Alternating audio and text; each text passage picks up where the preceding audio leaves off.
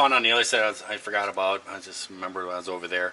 But you can see this main bus connector here for this power is, this one's good. It's not corroded or anything, but this one's got a lot of corrosion on it. So I want to clean this up.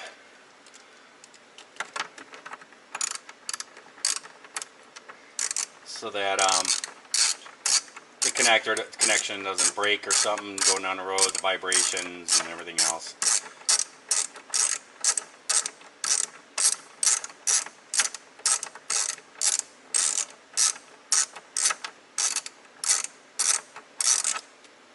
Go.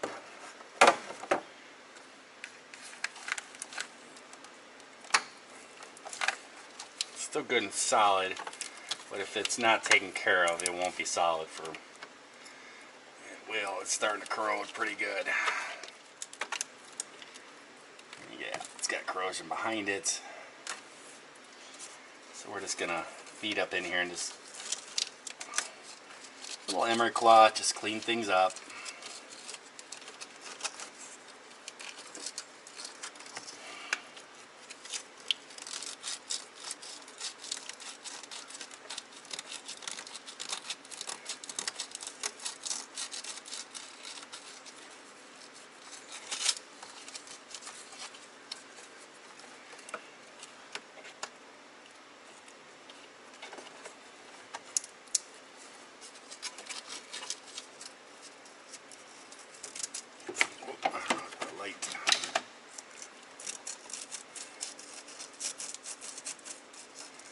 You can see all that. And you probably can't get my arms in the way. All that corrosion is coming off there.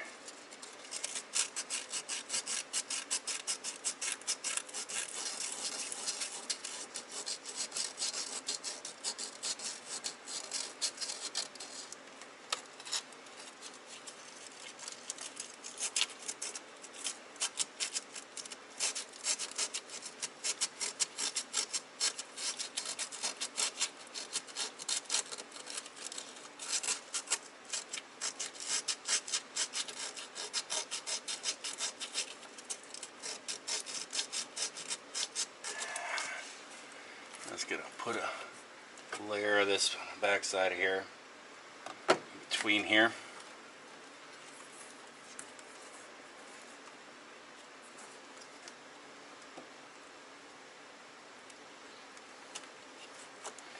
That'll keep it from doing that again, where the two metal brass things collect.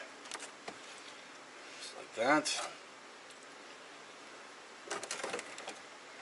Put a little bit behind the back side of this nut too. Just like that.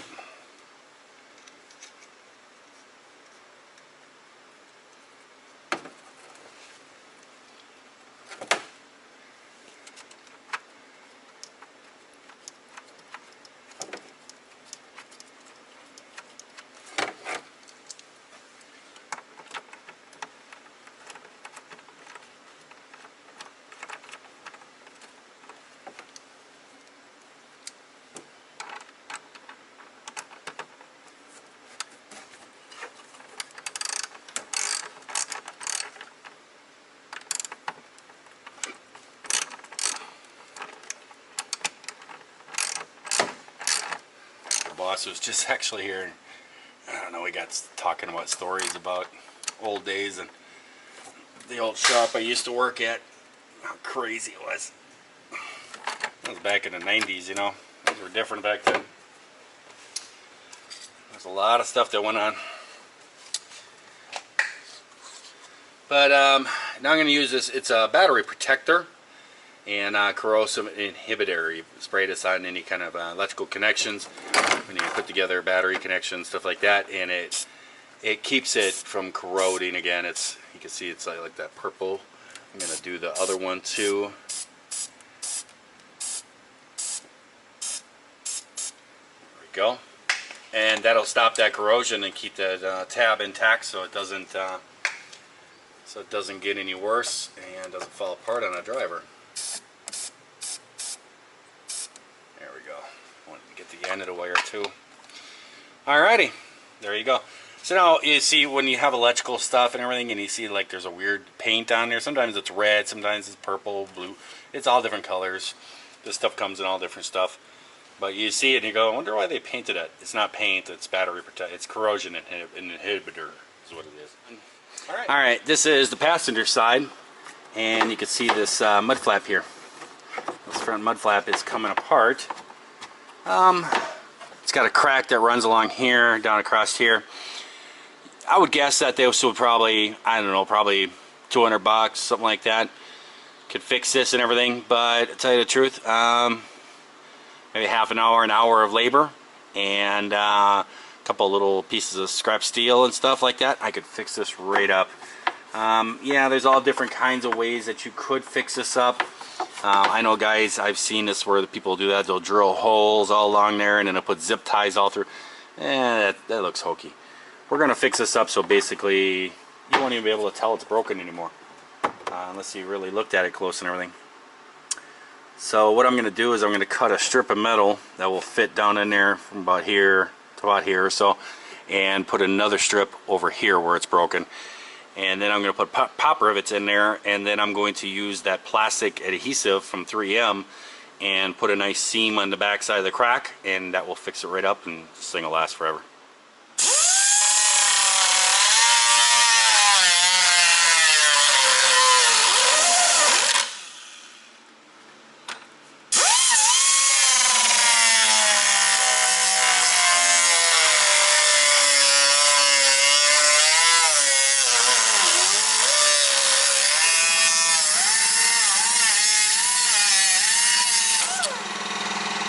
Alright, well, we cut off a piece of little scrap, just a thin gauge sheet steel. I had this laying around from when I did reconstructed a bumper on 796. It's a steel that I had left from doing that. And I don't think I've ever did show you guys that. I think he's supposed to show up tonight. Maybe I'll video that. But what I'm going to do is I'm going to pop rivet it on right here. I've painted the back side of it so that we don't have rust that comes from it. From behind it,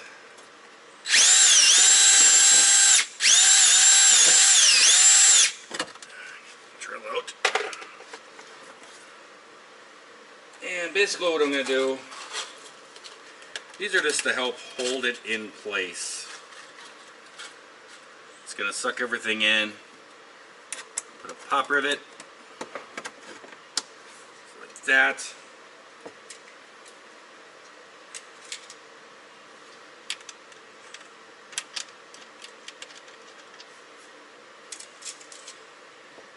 And then using a washer, this is a pop rivet washer, and it is 3/16 in your side. It's aluminum, so it won't rust, it won't corrode against the steel. And you put this on the back side of this, like so, and that way it gives us, otherwise you'd be pop riveted into plastic, it'll never hold.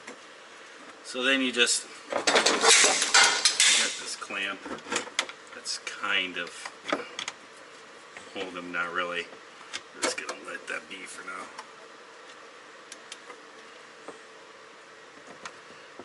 And you just, I miss my fancy air riveter at home, huh?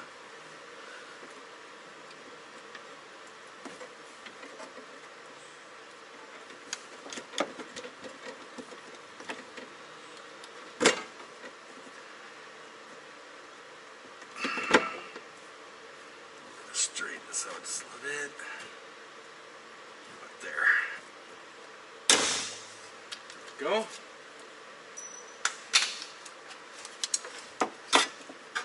I'll drill the rest of these.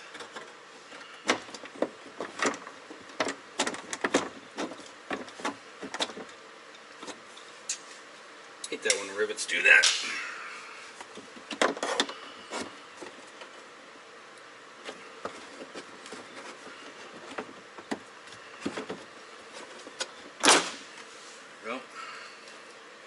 At least it's aluminum, you can just do that, right? But you guys can see what I'm doing. I'm going to do another piece right up there in that spot. And then afterwards, see, I painted on the back side so they don't rust.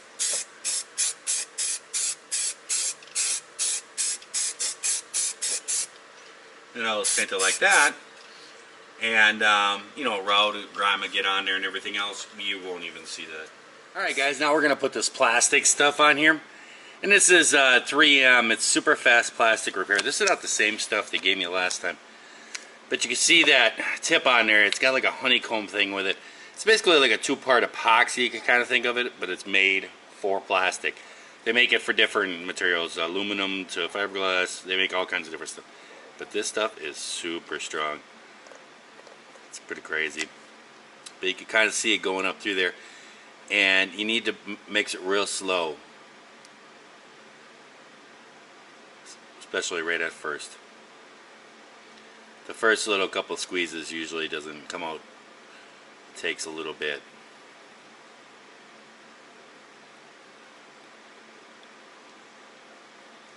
Okay, looks pretty good. We're gonna just put it all down through here.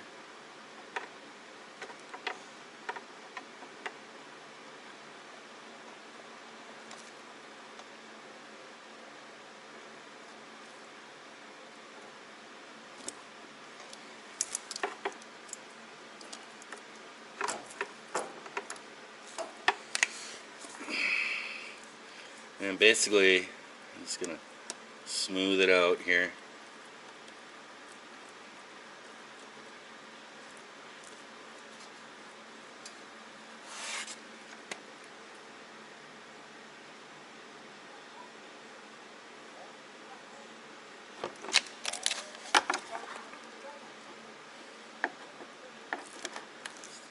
I mean, that stuff's rock hard already. It's just... Alright, so I'm going to let that dry a little bit. And then what I'm going to do is just go over it. I may sand it just a little bit to kind of take it so it looks better. So that it's a boogery looking. And then just I'm going to paint it black so you don't even notice it. But just to show you guys. Now we got this all put up here. That thing is rock solid. It's all straight and everything. I ended up actually fixing that back there too, where the mounts for this bar, the support bar, it goes across here. I actually fixed that and it was cracked in there too, and I put some bigger fender washers in there and got that all to hold into, because now she's all solid and good. I don't know, I bet you that piece probably cost a couple $100. I mean, probably about $30 of material and maybe half an hour, 45 minutes of time. This kind of stuff just irritates me. You know, I'm not saying anything bad. Most mechanics will do this. Most places, trucking places, this is the way their mechanics work. But I'm waiting for this plastic weld stuff. It's not too hot anymore. It's probably almost cured. So I'll grind that down in a little bit with a little little grinder wheel. Take off some of the boogers. But while I'm waiting for that, the mechanic that was working on the wiring harness was trying to take these things apart, and he was trying to remove this. And I mean, I think this bolt's okay yet. I don't think he broke that one, but he broke that one. He was like, I was going to take it off, but you know, it is, all the bolts break and stuff. Well, you got to PVU last and let them soak for a while and then try them. But instead, he just broke that one, and I guess he decided to stop on this one because he was going to do it. Well, you can't give a driver back with a truck like this. I mean, this is what you hear the whole time going on the road, is this, bouncing around. And this step, he broke this bolt. So this whole mount here is loose, and what he did is just put zip ties on there. I came walking by when he was doing this, and I was like, what are you doing?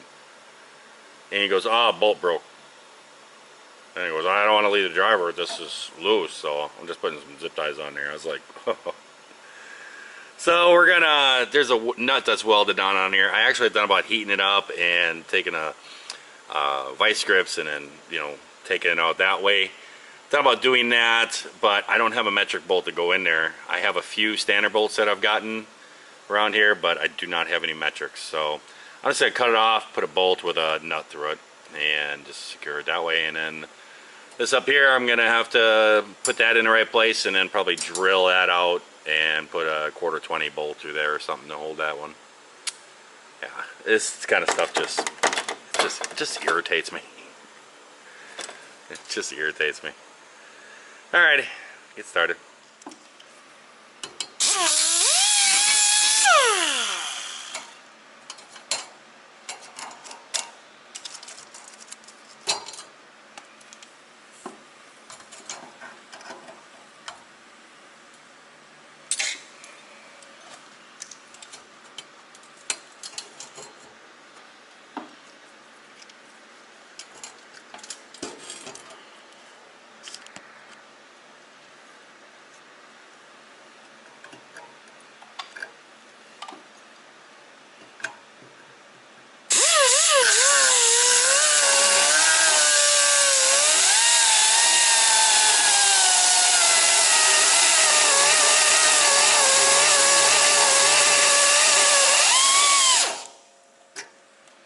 Harbor Freight cut wheels, not good.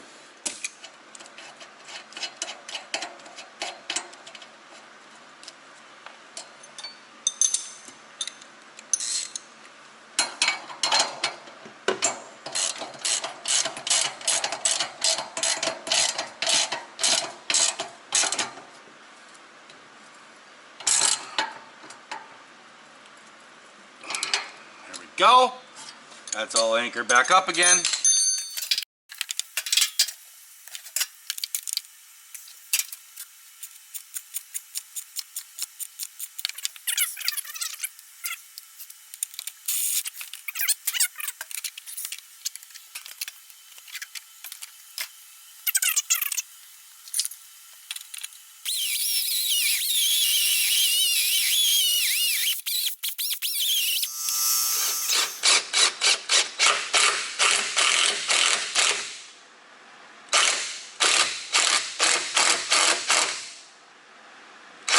Good.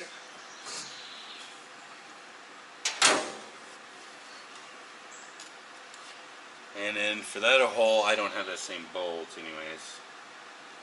Hex, limited on bolts I have and stuff, but we're just going to use a 1/4 20 bolts, standard bolt. A little anti-seize so they come apart. And then I'm using a fender washer. If you've never seen these, you can buy these called fender washers. They're basically, you can get them in different size holes, but these are 1/4 inch inlet hole, and it's got a real big washer. It's pretty thin. It's meant for things like this, for plastic parts, and it gives it a large surface.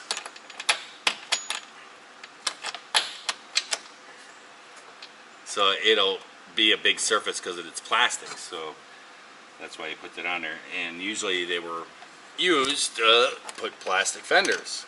So they call them fender washers. Washer and lock nut back there. Or a lock washer.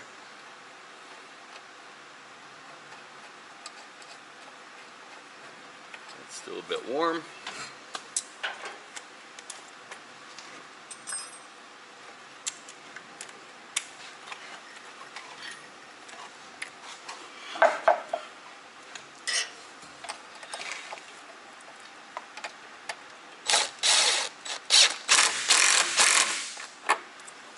Like so. That's all you need. Now, guess what? No rattling going down the road. Okay? That's how we do this, mechanics. Just a little bit of work. I mean, I think that was like, what, 10 minutes? Not even that.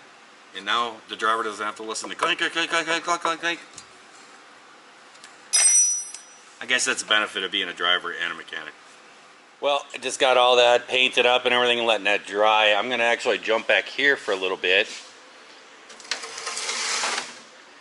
And I'm going to be lowering the cab down here in just a couple minutes. But these brackets here were the shocks mounted to. I mean, yeah, come on. We got to do something about that. So I'm going to clean these up and put a coat of paint on here. That way this can dry in time for me to lower this cab back down. Alright guys, so we got this all painted up. We sanded it down, took that little boogers all off of it and everything else. Camera lamp right too dark over here. But I painted up all the metal pieces in there. And I mean, it's pretty good. I mean, that ain't going nowhere. And I mean, really, can you notice it? If you didn't know this was like this patch like this, because the steps are going to go over this, so you're not going to see these rivets. So the only parts you're going to see is the head of the rivets in there, but that's behind the. You're never going to see this. So from the outside, really all you see is just right here. I mean, now you got a working fender again. You know, probably a couple $100 for one of these things. Yeah, I betcha you guys can guess what we need to do first. Are you getting a hint yet? Anti-seize, there you go. That way they come off again. Let's put a little bit down in each one.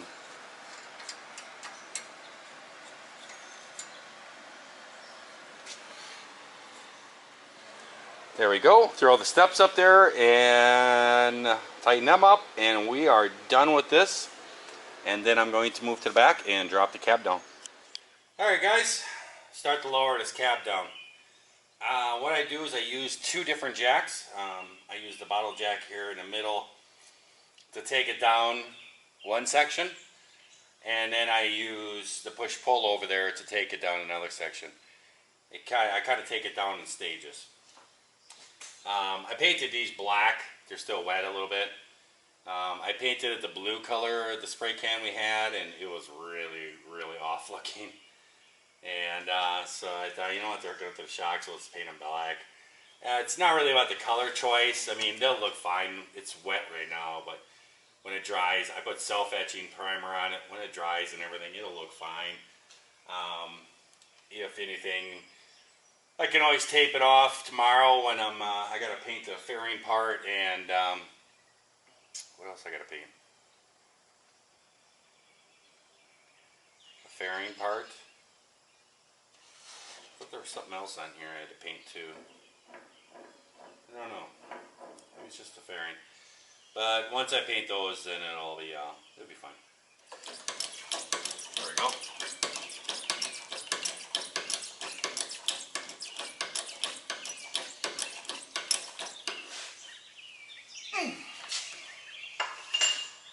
So we'll take out 3 here.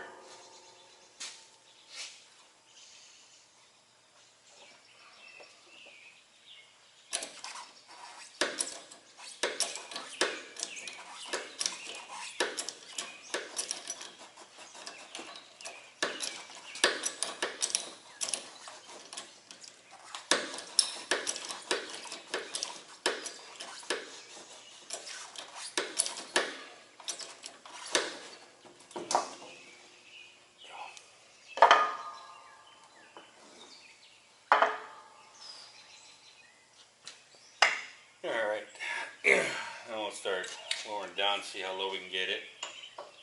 Like this one.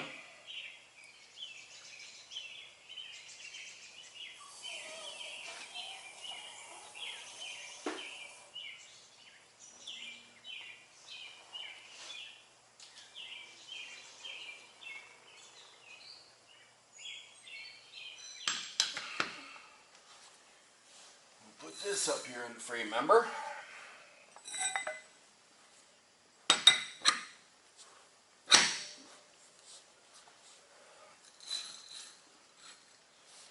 Going to jack this almost all the way up, same way. I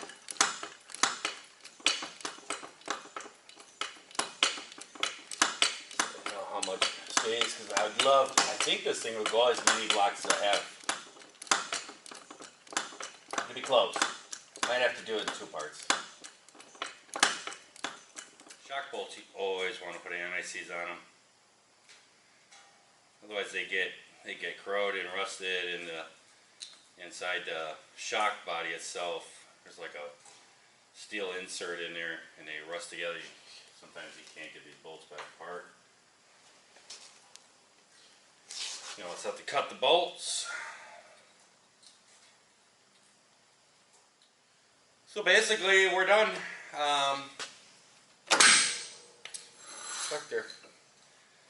So basically we're done here. I'm just going to hook up the air lines for the 2 airbags. It's quick connects, I just push up in. Put some zip ties on the air lines because I broke them loose so I could put jacks and stuff in there.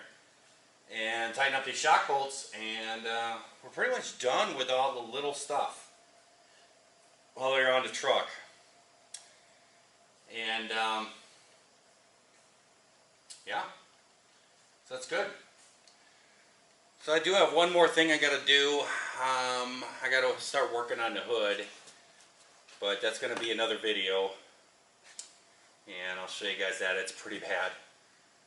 So I want to get this buttoned up real quick and then jump on that, and I'll show you guys what I'm doing, and then I actually have to go do my regular job. I got to go trucking tonight. I got a load that's sitting over at the yard, I guess. I think the guy that used to drive this truck, I think he brought it from Wisconsin, and it's delivering to Costco in the morning. So I'm going to be go hooking up to that load and running over to Costco and going to sleep for the night, and then get up in the morning, unload a load, and come on back tomorrow and throw the drive line back in throw the exhaust back in, put the air tank back in, the steps, and then we got to figure out tires. I don't know what's going on with tires yet. He hasn't really said anything about tires for this thing. I know he's stealing Big Blue's tires. Can you believe that?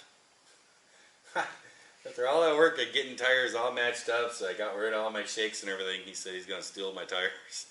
He wants me to put them on another truck coming in. Whatever. So, and then he said when I get back to Wisconsin, and then I'll put his tires on my truck, and then when I get back to Wisconsin, he's going to have me swing in my tire guy. And he's rather impressed with the pricing and speediness and just the overall attitude of that place. He's like, I can't get anybody to work with me like that out here. So I said, that's Wisconsin boy for you. So yeah, he's wanting to do a lot more tires, but mainly trailer tires he wants to do, because we can't do trailer tires in the shop here. He's still going to try to work out some good deals or something for truck tires and steer tires, so we can do those here in the shop. But that guy in Wisconsin, he is the best, hands down. He is the best tire guy I have ever dealt with. I've had a lot of tires changed across this country. I've been in a lot of shops, and I mean, the pilot over here in Hagerstown, I was over there, and he did an awesome job and changed the tires super fast. I mean, the guy recognized me, and he just jumped right on and took care of me real quick. It was that was good, but nothing compares to this guy in Wisconsin. It's Pat's Tire. I'm telling you, if you're a trucker and you need tires and you're around Wisconsin, he has the greatest pricing. My boss actually had me call for John. John had a trailer that needed tires, and he's like, "Can you call him for, see what you can get for pricing?" And he's like, "Cheapest I can get around here is like $340 or something like that for caps." And he goes, "See if you can do any better." He's in Wisconsin, and he was standing right here, and I'm like, "Can't you call him?" He's like, "Well, you know." And I called him up. I told him what it was, and he's like, "Hey, what's going on, Larry?" I'm like, "Yeah, not much." I said, "I'm sitting out here in Maryland." I said, "Working in this guy's shop," and I says, "But he's got a driver that's going to be coming to Wisconsin." I said, "He needs some trailer tires. What can you do for caps?" Came back. He's like, "I can do 165. And my boss's eyes just went, "Huh?" And he's like, nodded his head. Yeah. He goes, "He'll be there in half an hour." And I had the guy on speakerphone, and the guy on speakerphone goes, "What?" He goes, "Good for the heads up there." I said, "Dude, I am sorry. I just heard about it, just as you just heard about it." I said, "I got you on speakerphone," and I said, "It's the first I've heard of it." I said, "Are you going to be able to work them in?" "Yeah, no problem. Have them swing by. We'll get them on." I guess John went in there and got 5 tires changed around, and it took like 20 minutes. That's crazy. Just crazy. The guy's a good guy. His name is Brad at Pat's Tire. So if you need truck tires, I mean, they even do car tires. They're mainly for farm stuff, but they do car tires and they do semi-truck tires too. Just got to give them a call. So I'm going to let you guys go. I hope everyone out there is having themselves a great day, great night as they're watching this here video. If you're not, well, certainly just try that all over again tomorrow. I got to get working hard here. Impact, 2 hoses, zip ties,